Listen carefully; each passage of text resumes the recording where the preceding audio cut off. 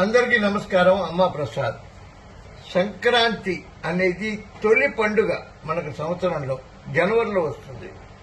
కొత్త అల్లుళ్ళు రావటం, పిల్లలందరికీ కొత్త కొత్త బట్టలు, అలాగే రైతులందరికీ ఈ టైంలోనే పంటల డబ్బులు అందుతాయి. రైతులు సుఖ సంతోషాలు. ఈ ఆడవాళ్ళందరూ చక్కగా కోడళ్ళు, అత్తలు అందరూ కలిసి పిండి వంటలు, అలాగే సరదాగా ఎంజాయ్ చేసి వాళ్ళకి కోడి పందాలు, ఈ పేకాటలు, ఇదంతా ఒక ఇంద్రధనస్సులాగా రంగులన్నీ కలిపి మనం కలర్ఫుల్ గా ఉండేటువంటి ఏకైక పండుగ ఈ సంక్రాంతి. భోగితో భోగభాగ్యాలు, ఈ సంక్రాంతి సంబరాలు, కనుమ, ముక్కనుమ, ఇవన్నీ కూడా ఒక ఆనందకరమైనటువంటి పండుగ. దీంతో సంవత్సరం అంతా బాగుండాలని కోరిక.